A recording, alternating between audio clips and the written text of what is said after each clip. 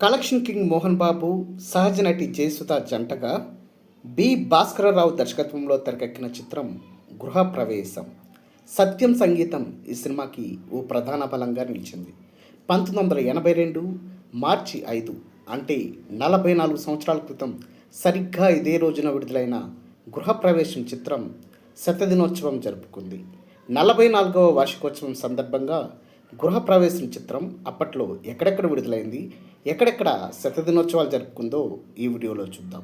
ముందుగా release centres డీటెయిల్స్లోకి వెళ్తే Vijayawada Jaihind Talkies, Shesh Mahal, Guntur Little Krishna, Pallavi Deluxe, Chilakaluripet Sri Viswanatha Picture Palace, Machilipatnam Ramakrishna, Eluru Venkateswara, Rajahmundry Saraswathi Venkateswara, Kakinada Devi, Visakhapatnam Rajeswari Kalamandir, Vizianagaram Rajyalakshmi, Bhimavaram Satyakrishna, Hyderabad Devi, Konark, Amaravati Satyam, Secunderabad Anjali, Warangal Rama, Khammam Nartaki, Kadapa Saibaba Movieland, Bellary Santosh, Tirupati Ramakrishna, Anantapur Venkateswara మరియు కర్నూలు నవరంగ్.